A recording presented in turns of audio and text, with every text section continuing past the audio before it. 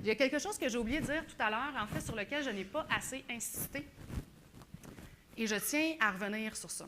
L'activité que je vous ai présentée sur la phrase, quand je la réalise avec des étudiants universitaires qui arrivent à l'université et qui se destinent à l'enseignement, hein, évidemment, je les déstabilise profondément avec cette activité. Donc, d'autant plus que pendant qu'ils sont en train de discuter, ils vont me le demander, là, oui, mais là, est-ce que ça, c'est une phrase? Et il ne faut absolument pas répondre. Donc, il faut que je les retourne à leurs travaux et ils détestent ça. Parce que dans leur représentation d'un bon prof, ça répond aux questions. OK? Il y a vraiment cette représentation-là, alors que je les retourne à leur devoir. Mais c'est pire encore quand elles se rendent compte que d'abord, c'est un grand fouillis parce qu'il n'y a pas une équipe qui pense la même chose, puis bon, il y a vraiment des inquiétudes.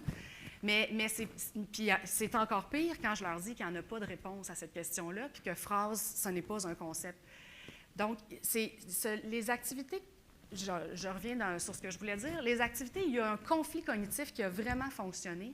Il faut avoir beaucoup de diplomatie et de délicatesse comme enseignant, parce qu'il ne faut pas les laisser sur l'insatisfaction. Il ne faut pas les laisser avec l'impression que tout à coup, tout ce qu'ils connaissaient vient de s'effondrer. Parce qu'ils ont vraiment cette impression-là. Là. Donc, il faut absolument clore l'activité en montrant ce qui a été appris et non pas nécessairement uniquement déconstruit et en les rassurant. C'est le cas pour l'activité sur la phrase ou le mot parce que le concept n'est pas un vrai concept et la controverse ne se réglera jamais. Par contre, avec nos élèves, je vous recommande plutôt d'avoir des controverses qui vont trouver une résolution. Et une résolution qui va se tenir dans le cours. Donc, prévoir vraiment à la fin au moins un 20 minutes là, où on revient sur les échanges, puis maintenant on sait un petit peu plus c'est quoi un adjectif. Et on peaufine notre définition d'adjectif, mais on voit qu'il y a encore des zones d'ombre. Avec les 3-4 prochains cours, on va travailler ça. Puis on va poursuivre. C'est pour ça que c'est souvent une activité d'amorce, d'ailleurs. Alors, c'est ce que j'ai oublié de dire tantôt, là. C'est déstabilisant et il faut rassurer nos élèves. Quoique, c'est vrai, les étudiantes universitaires particulièrement, parce qu'elles ont réellement l'impression de ne plus rien savoir. Mais souvent, nos élèves sont déjà bien convaincus qu'ils ne savent rien. Donc, ce type d'activité-là les déstabilise moins. Et si vous vous questionnez à savoir, ça ne fonctionnera jamais dans une classe avec des élèves en difficulté ou une classe d'adaptation scolaire ou que sais-je, là, au contraire, c'est là que ça fonctionne le plus. Parce que là, ils ont un espace de parole autour de ce qu'ils n'ont jamais réussi à comprendre. Tout à coup, ils ont le droit de le dire. Ce sont des élèves qui sont des verbaux, puisque l'écrit n'est pas leur porte principale de communication. Donc, ce sont des élèves qui parlent beaucoup, ou en tout cas, tout se passe par la communication verbale souvent. Donc, là, ça fonctionne. Là. Ils embarquent vraiment très, très facilement. Là où on a un peu plus de difficultés, ou en tout cas, ce sont nos élèves les plus doués. Parce que, tu sais, donne-moi là ta matière, là. Laisse faire tes activités. Là. Moi, je suis capable d'apprendre comme ça, donne-moi-la. Puis, donc, eux, c'est étrange, mais c'est eux qu'on a besoin parfois de plus recentrer. Et l'intérêt, mais ça peut fonctionner, ça fonctionne avec des adultes, là, ça fonctionne avec des élèves forts, mais il faut leur donner un vrai défi à la hauteur de ce qu'ils ont comme représentation. Donc, eux, ils savent un peu plus c'est quoi là, un adjectif. Là. Donc, il faut vraiment identifier une zone de nœud qui va les concerner en particulier, mais il en existe certainement. Pourquoi le concept de phrase, je l'avais choisi? Comme beaucoup de concepts de grammaire, je reviens à ce que je disais tantôt, c'est des notions, ce sont des notions et non pas des concepts scientifiques. C'est un concept qui est incontournable, mais il est indéfinissable. Vous l'avez vu, vous l'avez expérimenté. Cependant, on peut pas faire abstraction de ça. Donc, c'est pour ça que je commence vraiment toute ma séquence d'enseignement là, que je vais faire avec les étudiants ou même avec mes élèves au secondaire. C'est ma première activité de début d'année. Ça commence comme ça. Ça commence bien. Et puis après ça me permet de construire d'autres choses autour. Alors, pour concevoir une activité comme ça, donc moi, j'ai choisi le concept de phrase. Qu'est-ce que je dois faire avant de commencer à envoyer mes élèves là-dedans? Bien, je dois d'abord et avant tout réfléchir aux erreurs que font mes élèves et aux fausses représentations qu'ils ont. Dans le cas, je prends le concept de phrase, parce que je vais vous montrer la démarche que j'ai suivie, puis vous avez l'exercice sous les yeux.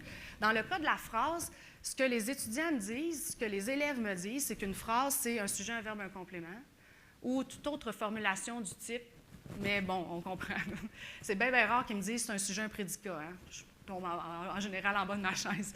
La phrase, ça représente une idée, donc j'essaie de trouver des énoncés qui n'ont justement pas cette représentation-là, que ce sont des mots organisés, de l'ordre dans les mots, etc. Donc, on a cette idée d'organisation. Pour faire du sens, ça, c'est tiré direct hein, de suggestions. Et vous m'avez magnifiquement pas dit ça, c'est beau, là. Mais quand je travaille avec des étudiants d'adaptation scolaire au primaire ou des étudiants du primaire, une phrase, là, si ça n'a pas de majuscule, pas de point, ça n'en est pas une, même si elle est bien construite. C'est une vraie grosse représentation qu'ils ont. Donc, alors, c'est pour ça qu'il y a vraiment une phrase là, dans laquelle il n'y a pas ni majuscule ni point là, dans l'énoncé. Donc, en ayant ça en tête, bien, moi, j'ai conçu cet exercice-là autour de ça. Et cet exercice-là, ça doit faire 600 fois qu'il change. Okay? Je rajoute une phrase, j'enlève une phrase. D'abord, avant, il y en avait 13, c'est bien trop long. Écoute, ça dure 1 heure, cette affaire-là. Donc, à 10, là, on essaie de faire le tour de la question plus simplement. Et donc, j'élimine des choses. J'avais mis une phrase là-dedans avant, c'était « Je me demande si je serais partie », quelque chose comme ça. Donc, j'avais un « si-rais », tu sais, en me disant « Ah, ah, j'ai hâte de voir ce qu'ils vont dire, erreur ». Erreur. J'ai fait dévier le sujet. Donc là, ils ne discutaient plus sur le concept de phrase, ils discutaient sur « C'est-tu vrai? C'est-tu toujours vrai? Est-ce qu'on a le droit de le dire ou pas? » Puis c'était ça, là. Et quand la synthèse est arrivée, bien, même affaire, on passait 15 minutes et plus. Puis là, n'oubliez pas que c'est mon premier cours. Là, je suis en train d'être obligée d'expliquer la complétive, puis la subordonnée complément de phrase, alors que c'est le prochain cours, on va parler du nom, du déterminant puis du verbe. Donc, c'est pour ça qu'il faut prendre le risque. Des fois, on se trompe, des fois, on réussit notre coup. Mais il y a des énoncés qui ont changé puis qui se sont transformés, puis il faut être à l'écoute de ce que les étudiants disent. Donc, l'activité en tant que telle, vous l'avez vécue, c'est hyper important de donner, je ne faisais pas ça avant, mais maintenant je le fais, d'accorder un temps individuel pour aller chercher uniquement. Ça, c'est pour nos petits qui ne parlent pas, pour ceux qui ne vont pas participer tant que ça. Il faut qu'il y ait un petit moment pour y réfléchir et ça fait en sorte que la discussion peut partir de quelque chose parce que là, on a écrit 3-4 affaires, là, mais au moins, on a quelque chose sur lequel discuter. Fait que ça mobilise beaucoup plus rapidement la discussion de cette façon-là. Donc, prévoir un temps individuel pour pouvoir énoncer. C'est fatigant, hein? Un temps. Essayez de pas trop y aller. Pour aller chercher les représentations individuelles. Ensuite, bien, c'est ça. Réfléchir à notre corpus. Bien délimiter les limites du conflit. Je vous l'ai expliqué avec l'exemple de tantôt où on est parti. Il faut anticiper vraiment les représentations de nos élèves et essayer de prévoir des zones de résistance. Il faut que le défi soit à la hauteur de ce qu'ils sont capables de faire. Je vous donne un exemple. On veut travailler l'adjectif. Madame est en première secondaire. Ses élèves, en première secondaire, il y a une grande disparité là, parfois au niveau de la classe. Et l'adjectif, là, j'ai des tonnes de pistes devant moi, mais 10 énoncés. C'est ça que je dois garder en tête. Donc, je ne peux pas tout voir, là. Alors, je dois restreindre mon champ des possibles. Je vais choisir, par exemple, de traiter uniquement de l'adverbe et de l'adjectif. Donc, dans mes 10 énoncés, c'est soit des adverbes, soit des adjectifs. Et dans le fond, ça va me permettre, par la suite, de faire une vraie séquence d'enseignement où je vais expliquer l'adverbe et l'adjectif ensemble. Et j'ai construit ça de cette façon-là. Je suis en secondaire 3. Là, je considère que adjectif participe en « en », puis le participe présent, et pourquoi pas, des noms, hein, l'étudiant, donc des noms qui ont été transformés, le participant, en participant. Donc souligner, fait que mes 10 énoncés, ça va être des mots en « en », et ça va me permettre de venir travailler 3 classes de mots d'un coup, et d'aller tout chercher ces représentations-là. Ils réussissent à passer à travers l'activité rapidement, tant mieux. Je viens de sauver 3 cours, moi, mine de rien. Ils sont bons. Ils ont compris c'était quoi. C'est terminé, là. Mais non, j'ai vu que l'activité, il y avait des nœuds, mais c'est correct. Dans le prochain cours, là, on va revenir sur certaines notions par rapport au participe présent ou on va revenir sur certaines notions par rapport à l'adjectif. Donc, délimitez bien votre problème. ça vaut la peine de se concentrer sur un point. Une fois que c'est fait, consigne claire, précise et centrée sur l'obtention d'un consensus dans l'équipe. N'oubliez pas ça. Donc, oui, non, là, ça fonctionne assez bien. Je vous donne un exemple. On parle de concept depuis tantôt, mais la phrase interrogative. Exemple d'activité qu'on pourrait faire autour de la phrase interrogative. Vous avez fait faire un exercice à vos élèves de lecture où ils devaient écrire des questions pour l'autre équipe. Donc, ils ont une série de 10 questions. Là. Je ne sais pas pour vous, mais moi, je fais ça à l'université. Donc, ils m'écrivent des questions, ils me font un examen, puis moi, je lis les questions, puis je pleure un peu. Parce que la structure des phrases interrogatives n'est pas toujours bien maîtrisée. Donc, certainement, au secondaire, c'est la même chose. Alors, je pourrais très bien avoir une activité avec 10 phrases interrogatives, une première qui est bonne, toujours une première qui est bonne. Après ça, d'autres dans lesquelles il y en a des bien construites et d'autres qui sont mal construites, et demander à l'équipe de me dire, bien construite ou mal construite? Et ensuite, bien, pourquoi? Qu'est-ce qui accroche? Qu'est-ce qui fait que c'est bon ou pas bon? C'est sûr qu'ils ne vont pas te dire ça, c'est le tu interrogatif québécois, là, ou ils ne vont pas dire c'est un pronom de reprise, pas nécessairement, mais ils vont quand même identifier les choses, peut-être sans les nommer. Une fois que ça c'est fait, bien, les 3-4 cours qui viennent, on va parler de la phrase interrogative et quand vous allez dire c'est un pronom de reprise, ça va sonner. Il y a un lien qui va être fait beaucoup plus facile de cette façon. Donc, un énoncé clair avec un oui-non et une obtention de consensus dans l'équipe. Et n'oubliez pas de demander les raisons et les justifications. C'est là, parce que on s'en fout un peu du oui-non, foncièrement. Ce qui est intéressant, c'est l'argumentaire qui a été dit là, autour de ça. Une fois que c'est fait, réfléchissez à vos équipes.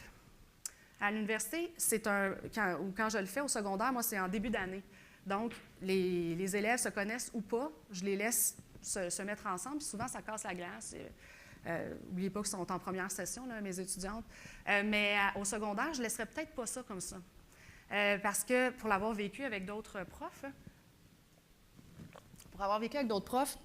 les 4 filles là, se mettent tout le temps ensemble, là, ils sont d'accord. Là. Le consensus, eux autres, ça fait longtemps qu'ils l'ont. Là. Donc, eux, ils vont régler ça très, très rapidement, puis il n'y en aura pas de discussion.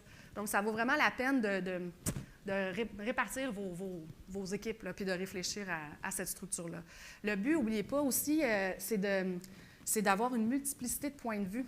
Donc, des fois, mettre vos élèves forts ensemble, ça peut être intéressant, mais des fois, ça peut être aussi intéressant de les répartir, parce qu'eux vont apporter des arguments que les autres équipes n'auront pas. Oh, mon Dieu, est-ce que j'ai tout dit ce que j'avais à dire là-dessus? Lorsque c'est fait et qu'ils sont en équipe, votre rôle, c'est de gérer la discussion. Et ça, c'est difficile. Vous ne répondez pas aux questions. Donc, vous les relancez. Alors, c'est toute une question de l'interaction. Là. Fait que ça, par exemple, à l'oral, ça se dit. Puis là, c'est une question, ça. À l'oral, ça se dit. Puis là, oui, est-ce que ça se dit à l'oral? Vous retournez. Je ne sais pas si vous avez fait des techniques d'écoute active, là, mais on renvoie la balle tout le temps. Ils vont détester ça. Il le faut, parce qu'il faut qu'ils ne se sentent pas bien pour que ça fonctionne, l'activité. Donc, ils vont retourner autour puis ils vont essayer d'avoir la résolution de cette façon. C'est vous aussi qui allez gérer les équipes qui s'ostinent un petit peu trop fort pour venir calmer le jeu. Et si vous avez des équipes qui ont un petit peu trop de consensus, il faut venir jouer l'avocat du diable. C'est quoi votre définition? Où est-ce que vous êtes rendu? Fait que là, ils vous sortent ça, puis là, tu fais « Ah oui, vous êtes sûr? » Puis là, mais là, dans tel cas, est-ce que ça fonctionne? Vous avez juste besoin de faire ça, c'est reparti. Puis là, vous pouvez continuer à aller ailleurs. Donc, il y a vraiment un rôle de guide autour de la classe. Le piège, c'est de laisser parce qu'ils vont discuter, là, quand c'est bien construit, ça va fonctionner, puis ça peut durer des heures. Donc, il faut aussi arrêter à un moment donné la discussion platement. Même si tout le monde n'a pas fait tous les énoncés, ce n'est pas grave. Et ce qui est important, c'est vraiment d'arriver à faire une synthèse avec les élèves dans le cadre du même cours. Pourquoi? Bien, ils ne peuvent pas partir avec le déséquilibre cognitif chez eux. Il faut qu'il y ait résolution, même partielle, du conflit avec vous en classe à ce moment-là.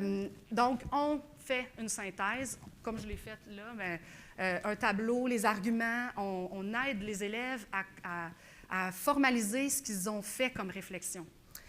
Un point, tu sais, c'est une activité de co-construction dans le fond, et un des défauts des activités de co-construction, c'est que les élèves ne réalisent pas qu'ils ont appris quelque chose.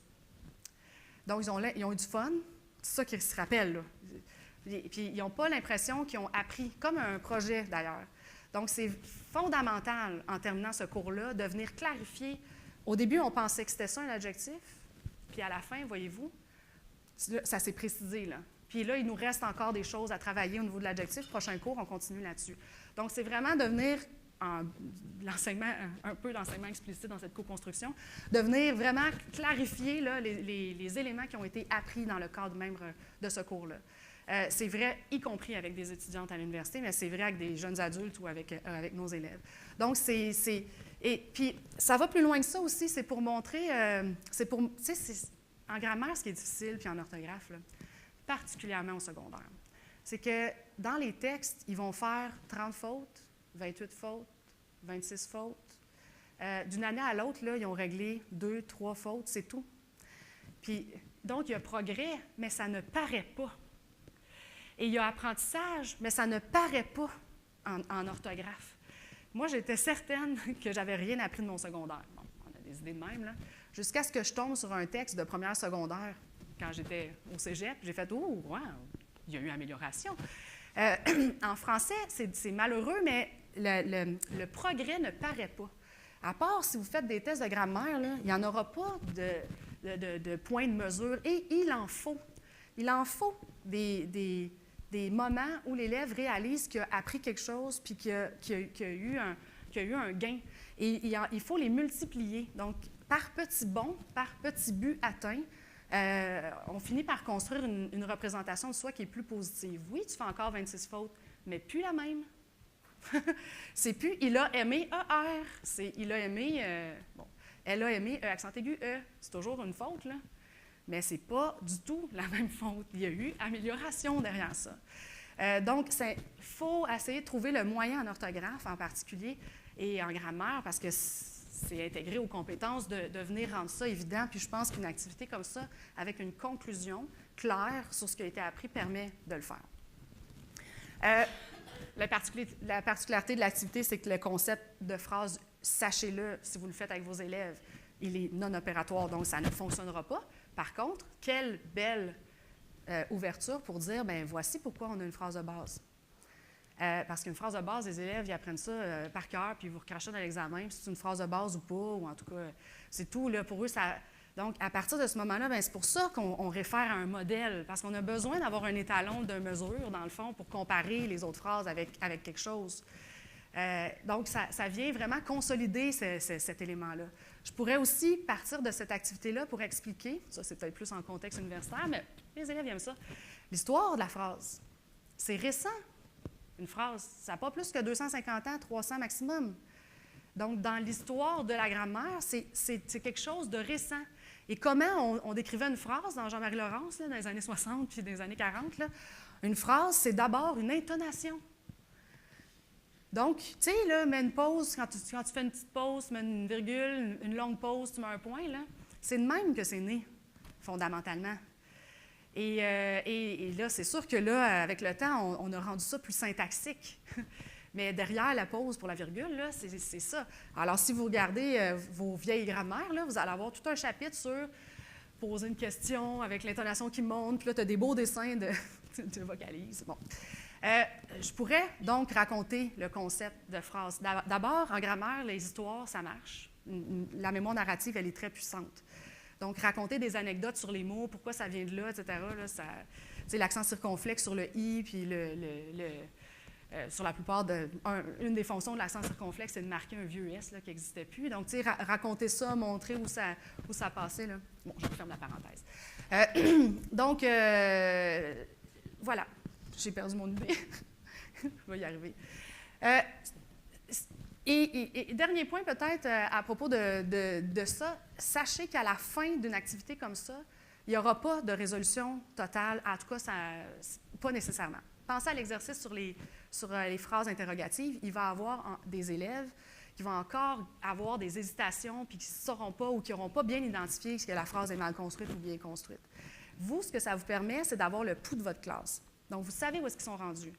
Vous savez que vos élèves n'ont pas trouvé... J'avais une collègue qui avait fait ça avec une classe, ça s'appelle l'école sprint, là. C'est des raccrocheurs, là, 15, 16, 17 ans. Là, bon. Et elle voulait travailler, dans son cas, elle voudrait travailler certaines erreurs de cohérence textuelle. Donc, elle avait pris des phrases tirées des textes de ses élèves et elle avait mis les phrases dans son exercice, puis elle avait dit, est-ce qu'il y a un problème dans la phrase ou non? T'sais, ils n'en ont pas trouvé de problème.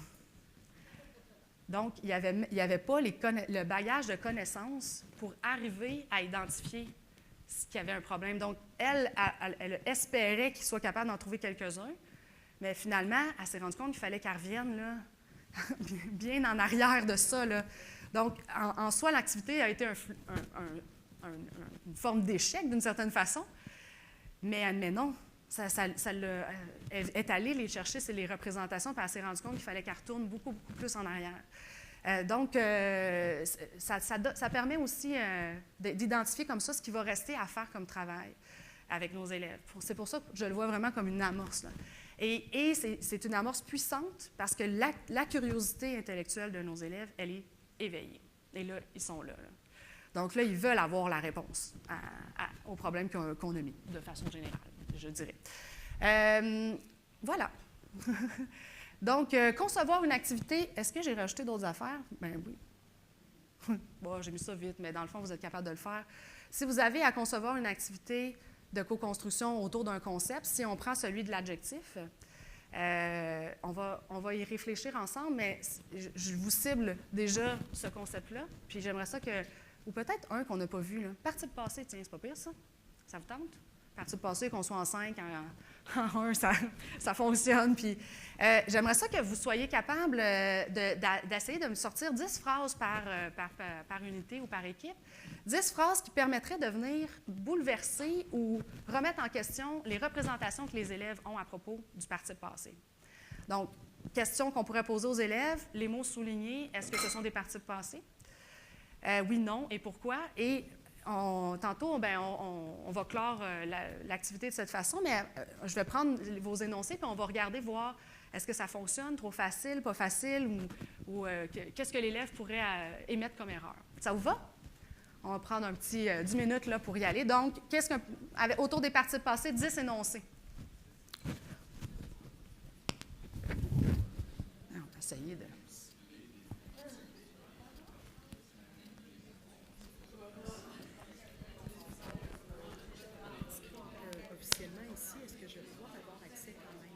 Ah, c'est une bonne question. Donnez-moi votre... oui, c'est ça.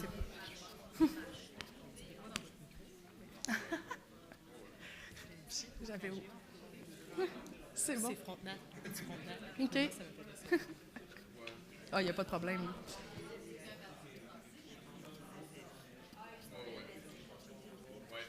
Ah, c'est bon. Merci beaucoup. Excellent, merci.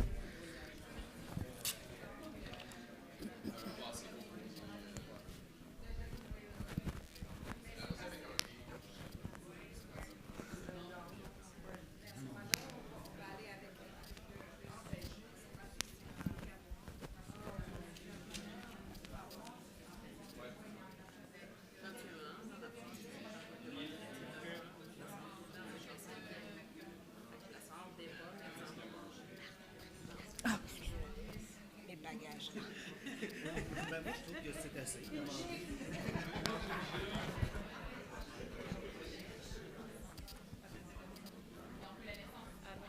On est en train de sortir. Oui, des représentations. Oh, mon Dieu. C'est... Allons-y, là, on est rendu à l'étape phrase. 10 phrases? Oui, 10 phrases. OK, donc...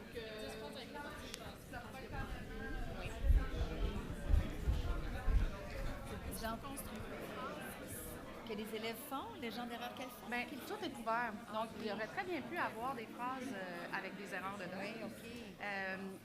Mais l'important, c'est vraiment pas de se centrer sur l'accord, mais de se centrer sur l'identification du participe. OK? Donc, essayez de concevoir des phrases qui vont piéger les élèves, disons, dans leur...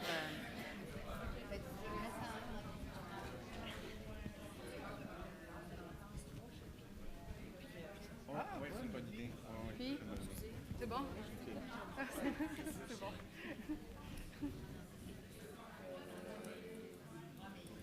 Ah, mon Dieu, c'est capture, envoyez-le. C'est donc bien le fun. Ben oui, c'est ça, je C'est fais. Ça, qu'elle Je prends des photos, regarde, depuis, je prends plein de noix. vraiment super. Après ça, Excellent. ben là, je prends ma photo, puis là, je fais. Je l'envoie à chaque fois. Après, je passe le courriel.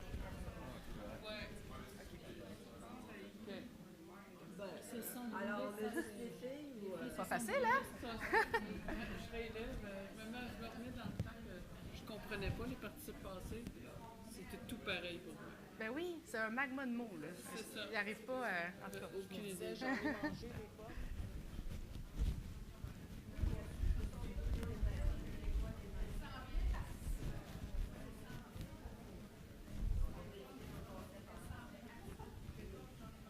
Ah, j'ai plus. Ah, il est-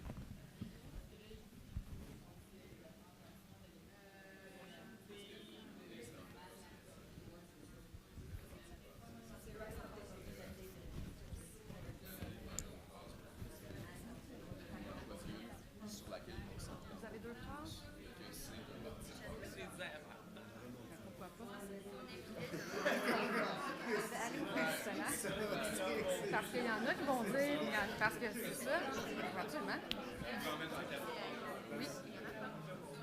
Puis aller pourrait être laissé, tu sais, le choix de le laisser en heure ou de mettre une erreur dedans, c'est possible aussi. Alors, tu sais, ça se peut qu'il y a des erreurs. Ça dépend du défi qu'on veut leur donner. Oui, c'est ça, exactement.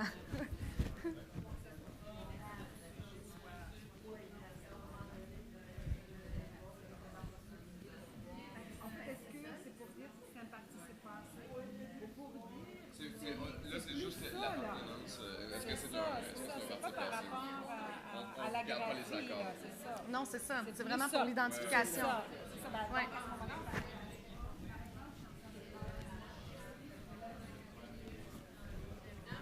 Ah, c'est bon, vous êtes bien partis. moi, ça vaut pas pire. Donc, arriver à destination, oui, ça c'est. Les voyageurs ont déposé leur. Là, on cherchait quelque chose qui pourrait passer pour un participe passé. Comme un mot qui se termine en et, mais qui. Mais à l'arrivée de. Tu sais, à l'arrivée de mes amis. Parce que là t'as l'arrivée à, puis plus tard dans le texte, il pourrait avoir à l'arrivée de mes amis. Donc là, lequel? Arrivé. Oui, c'est ça. Nous sommes plus abandonnés. Non, mais nous, Parce que tu sais, il va s'accorder. on va s'attaquer, nous. Nous avons. N'oubliez pas un essentiel. Oui, on voulait avoir, mais non, ça s'accordera pas. Il y avait quelque chose en ER ou en E, en fait.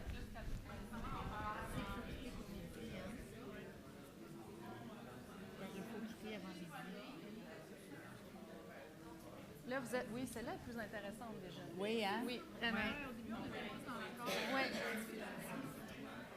Parce que c'est excellent. Parti. Puis même les parties de passé en I, en U, ils les voient pas. Ils les reconnaissent pas. Mais là, la question est bonne parce que ce que j'ai entendu derrière ça, c'est est-ce un participe passé s'il n'y a pas d'auxiliaire? Là, tout le monde ne s'entend peut-être pas ici sur cette question. Moi, je le traite vraiment comme un adjectif participe. Donc, pour moi, ça, c'est un adjectif, c'est pas un participe passé. OK. Ah, Mais- bon, OK. Mais ça, c'est pas. Oui, c'est vraiment. Oui, le traité.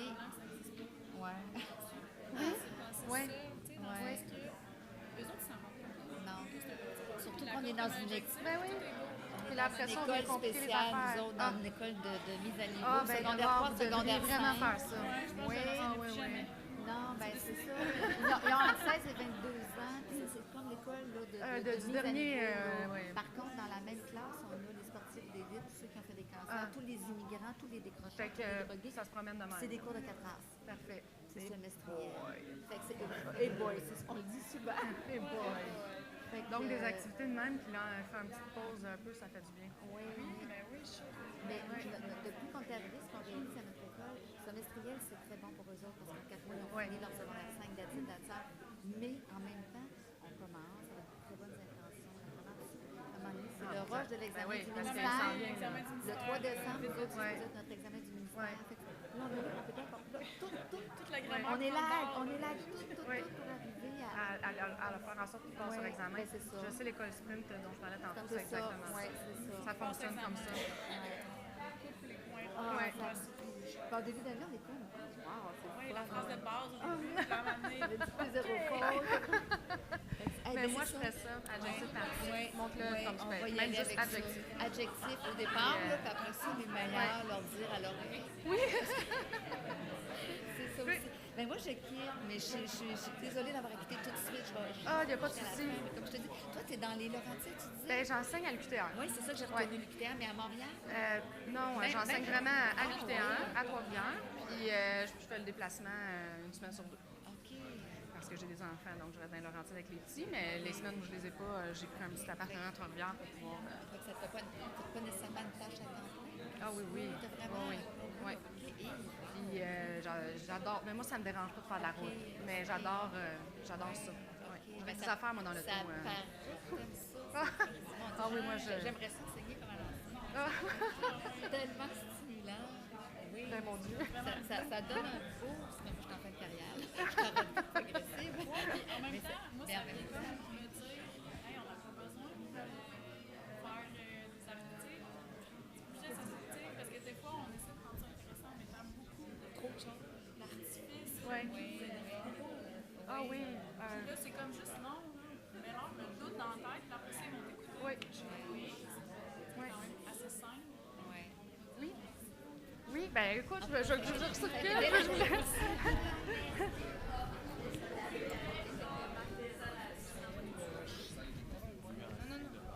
Ben, toi, je sais que toi, c'est pas mal ça. Moi, c'est parce qu'on anime souvent, on essaie pas. On anime Oui, souvent votre dans visage, je des m'étais connue. des activités comme ça. Moi, la façon dont je fonctionne avec les élèves, c'est que je commence par leur demander qu'est-ce que vous savez à propos du verbe, à propos de l'adjectif. Et on nomme tout ce qu'ils ont en tête. Ouais. Tout peut aller ici. Individuel, peut-être. On pourrait la faire du Elle pourrait être faite, puis après ça, il y a comme un temps de commun avant. Là. pour être capable justement qu'ils voient comment ça va évoluer Ouais. après. Moi, c'est vraiment à l'inverse. Parce que cette partie-là, dans le fond, c'est d'aller sortir toute leur représentation, mais ça pourrait être intéressant de l'essayer en faisant comme cette partie C'est qu'avec les commune-là enfants, avant. Ouais. en troisième année, Oui. il y a quelque chose de très rassurant. Oui, oui, mais de toute façon, elle On fait voir qu'on sait plein de choses, puis que finalement, on n'est pas besoin. Oui. Non, ils savent plein de choses. Ils disent non, ils savent rien, ils ne comprennent rien. Non. Mais à partir de ce moment-là, c'est d'anticiper tout ce qui vont sortir pour avoir vraiment des points qui vont permettre de Je me venir. donnais des exemples. Ouais. Des exemples que je sortirais s'ils me disent ben, c'est qualité-défaut ou avec le Mais c'est ça, c'est que tu déconstruirais au fur et à mesure. Ce ne serait pas le bagage avec lequel les élèves essaieraient de répondre à est-ce que c'est un adjectif ou non. Non, mais là, moi, je générais une fiche. Puis là, vous autres, vous êtes rendus. Oh, 6, pas pire, pas pire. Puis j'en ai une dernière, je sais parce qu'il y en a bon.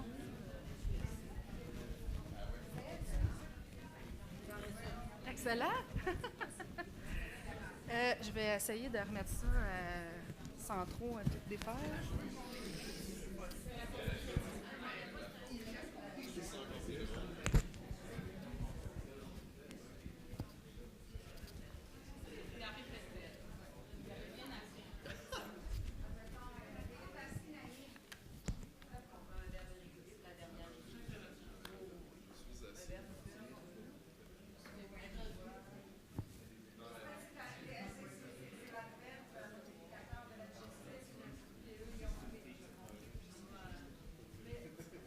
Vous avez vos 10?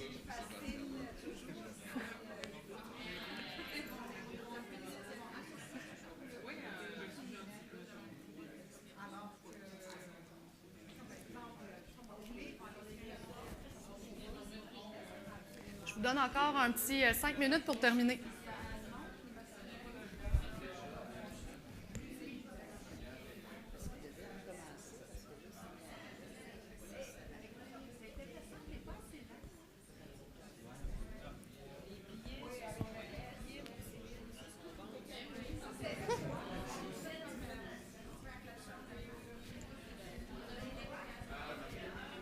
Ouais.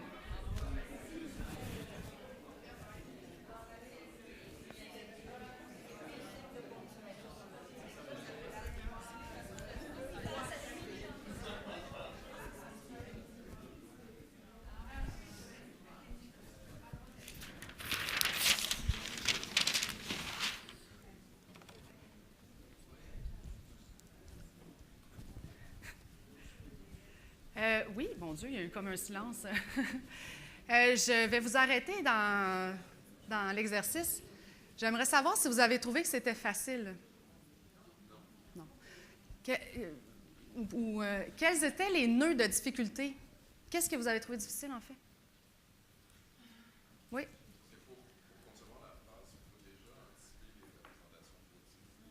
Fondamentalement. Si vous partez dans tous les sens, là, ça n'aura pas de cohérence, vos 10 phrases. Et la notion de participe passé, j'ai vu qu'il avait pris l'adjectif aussi, mais la notion de participe passé est extrêmement complexe. Là. On peut partir vraiment dans plein de directions. Là. OK. Bon point. Autre remarque par rapport à ça, au niveau des difficultés que vous avez rencontrées? Oui?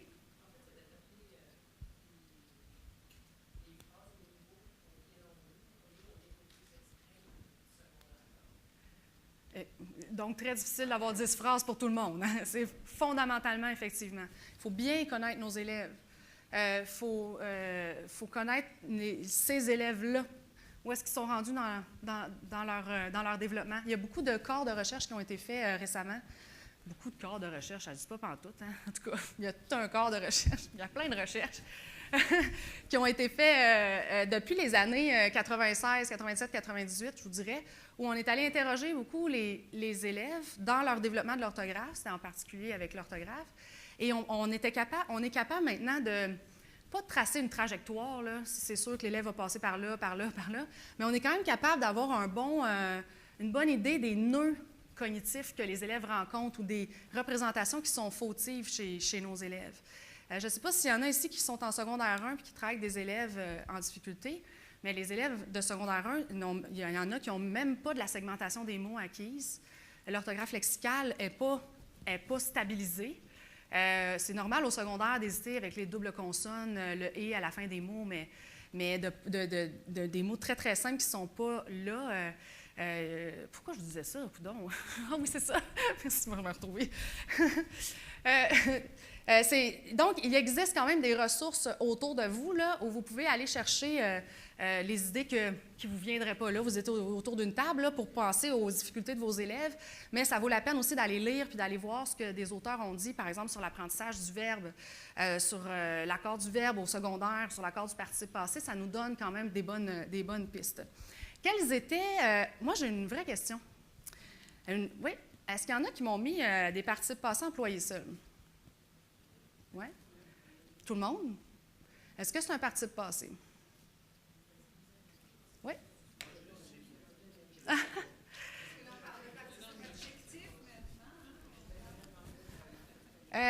C'est quoi un participe passé, tout le monde? Vous êtes-vous posé cette question fondamentalement?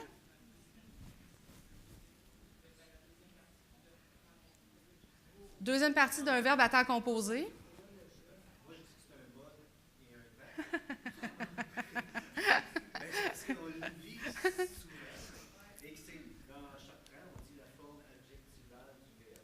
Donc, un verbe transformé en adjectif. Oui. Vous êtes-vous déjà...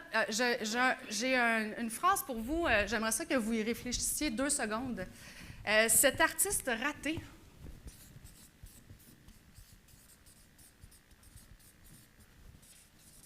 On va la voir, est morte. Quand c'est ma phrase fétiche. Alors, j'aimerais ça que vous m'identifiez là-dedans l'adjectif et ou participe passé, selon vous.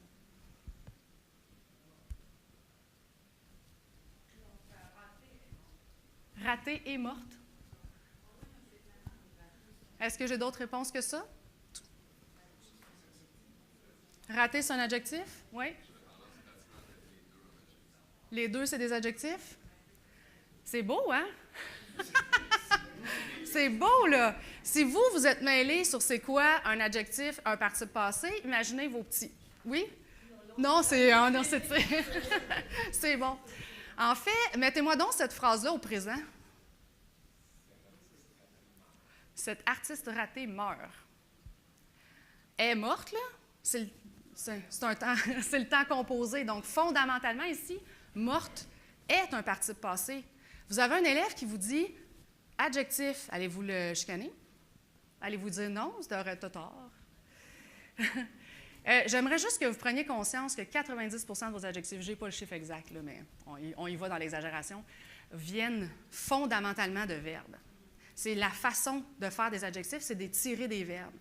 Alors, pourquoi est-ce que dans les feuilles mortes, oui, c'est un bon exemple, pourquoi dans les feuilles mortes, l'élève va mettre participe passé, allez-vous y mettre t'as tort? C'est pas bon?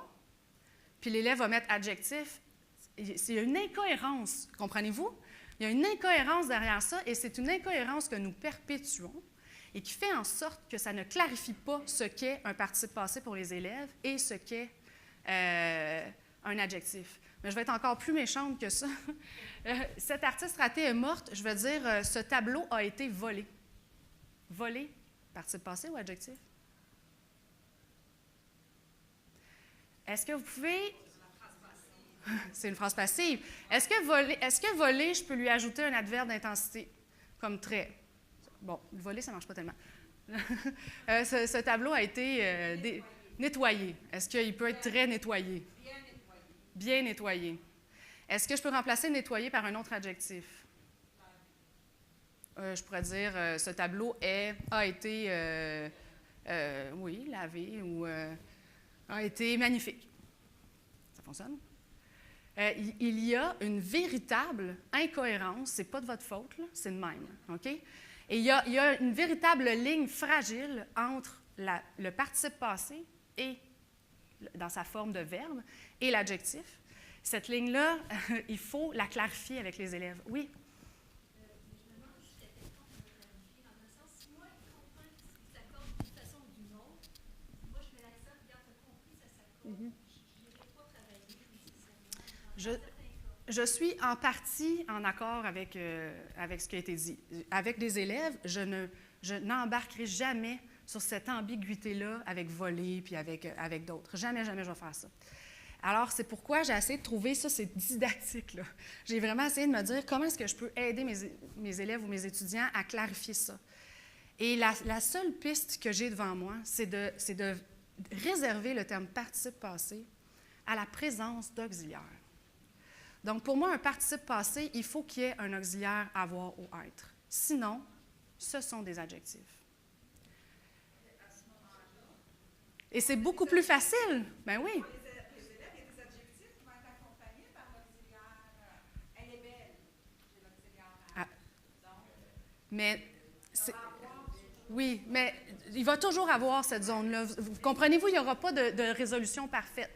Par contre, le fait de dire, il n'y en a plus de participe passé employé seul. Là. Dans les écoles, là, je vous dis ça, c'est iconoclaste, là, ça ne va pas passer demain matin.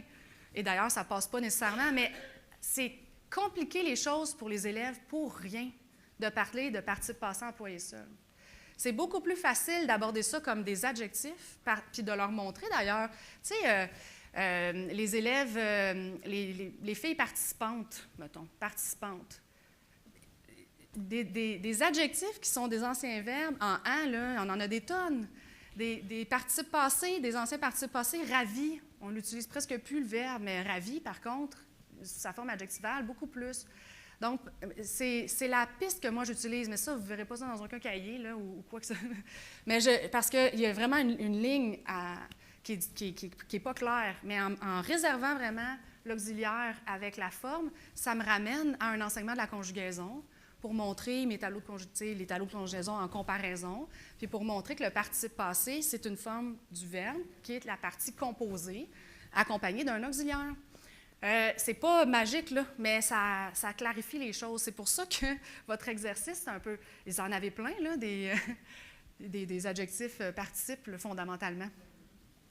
Et oui?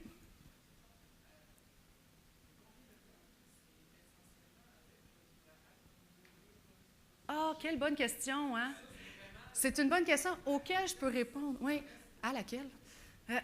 Oui, bien, en fait, d'ailleurs, je fais observer ça avec mes étudiants avec un corpus de phrases. Moi, j'ai plein de phrases qui descendent. Fait que là, je leur demande de le mettre à un temps composé. Donc, ils partent, puis là, ils vont. Fait que c'est tout avec avoir, avec avoir, avec avoir. Puis tout à coup, le verbe partir, le verbe aller, le verbe en fait. pourquoi est-ce que tout à coup, j'ai quelques verbes avec être? Ah, c'est beau en plus, cette affaire-là. Mais parce qu'il y a une question d'attributif là, derrière ça. Là. Il y a vraiment une question de...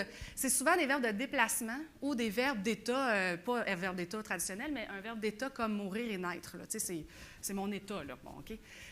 Qui sont utilisés avec le verbe être. Justement, il y a la question d'adjectival derrière ça, puis la question d'attribut qui était sous-jacente à cette construction-là. Et il y a des verbes qui passent d'une catégorie à l'autre, parce que j'ai monté les escaliers, mais je suis montée. Donc, j'ai monté les valises, mais je suis montée. Alors, qu'est-ce qui fait que cette construction-là existe? Puis c'est une super belle leçon là, avec les élèves, parce qu'en plus, les élèves font « je m'ai fait mal, je m'ai fait mal ». Donc, quand est-ce qu'on doit utiliser l'auxiliaire être, en fond? Dans la forme passive, avec la forme pronominale, et il y a certains verbes que ça vient de base comme ça. Ah, c'est ça. Ça m'a fait dévier de mon sujet. Mais voilà, ça explique un peu. Excellent. Coudon, peut-être qu'on peut. C'est ça, je vais essayer de récupérer ça. Au niveau des énoncés, des phrases que vous avez faites, on n'y reviendra peut-être pas nécessairement parce que le temps file, puis je vais vous laisser y aller avec ça. Mais si vous avez à concevoir une activité, vous voyez que ce n'est pas si facile et le travail en amont, dont je n'ai pas parlé, c'est que pour vous, ça doit être clair. Donc, partie de passé, qu'est-ce que c'est pour vrai? Alors, le vrai premier travail, c'est d'aller chercher ce que c'est et de clarifier ça pour vous. Et après ça, bien là, c'est un travail dans la tête de mes élèves maintenant, qu'est-ce que c'est? Et là, d'anticiper des énoncés qui vont venir jouer sur ces lignes, sur ces lignes-là. Alors, j'espère que l'atelier vous a plu, que ça vous a intéressé, à tout le moins. Grammaire un vendredi matin, bon. Hein? Et puis, je suis disponible pour des questions si vous en avez. Et s'il y en a qui n'étaient pas inscrits officiellement à l'atelier, mais qui sont présents dans la salle, comme je ne pourrais pas vous envoyer les documents, vous pouvez venir me laisser aussi votre adresse de courriel. Est-ce que vous avez des questions, des commentaires? Oui? Oui? Oui?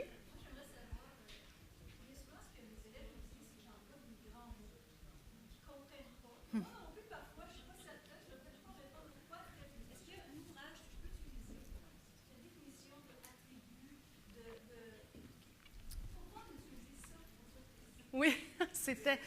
Oui, oui. En plus, l'histoire des mots, c'est tellement fascinant, puis ça reste dans la tête des élèves. Un exemple, passé simple. Pourquoi ça s'appelle le même? Parce que simple versus composé. Un mot, passé composé, deux mots. Oui, non, il n'y a pas, là, rendu là, ma connaissance n'est pas assez bonne en plus. Mais pour la conjugaison, il y a un livre de Sophie Trudeau, je n'ai aucune part là-dedans, je ne la connais même pas, OK? Mais elle a fait un livre aux éditions CEC, mais il s'appelait dans le temps « Le système verbal ». Il a changé de nom, je m'excuse, je ne l'ai pas par cœur, là, la nouvelle mouture. C'est beau, là, un Becherel plus, là. La représentation visuelle des temps... D'abord, il y a tout un lexique au début qui est clair, donc ça convient à ça. Il y a plein de regroupements. C'est une source pour vous, là, pour faire des activités en classe. Là. Quelles sont les erreurs les plus fréquentes sur les verbes d'accord, par exemple? Quelles sont les comparaisons qu'on peut faire avec les différents temps? C'est vraiment une belle petite mine, mais en plus, les tableaux de conjugaison, tu as les 18 temps les plus fréquents. C'est intéressant à savoir quand même, là. Puis, il y a les tableaux de conjugaison qui sont construits temps simple, temps composé, avec des régularités, en tout cas, bien fait. Mais sinon, c'est pas facile. Je n'ai pas un livre là, qui me viendrait, un dictionnaire de la grammaire. Oui. Oui, c'était l'ancien nom, alors je ne sais pas comment, mais c'est Sophie Trudeau. Est-ce que ça se pourrait que ça soit système V, guide de conjugaison? Exact. Ça, c'était l'ancien nom. Il est discontinué sous ce vocable, mais CEC, là, c'est la même chose, identique. Oui. Réussir sa conjugaison. Je vais faire le même. Avec un skieur. Sa page couverture.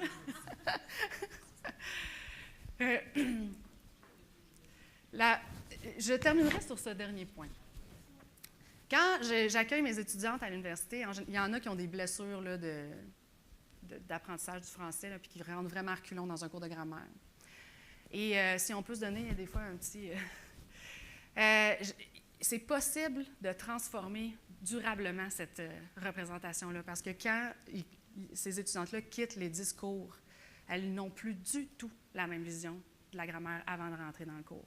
Et elles viennent avec plaisir en classe. C'est vraiment possible de faire ça.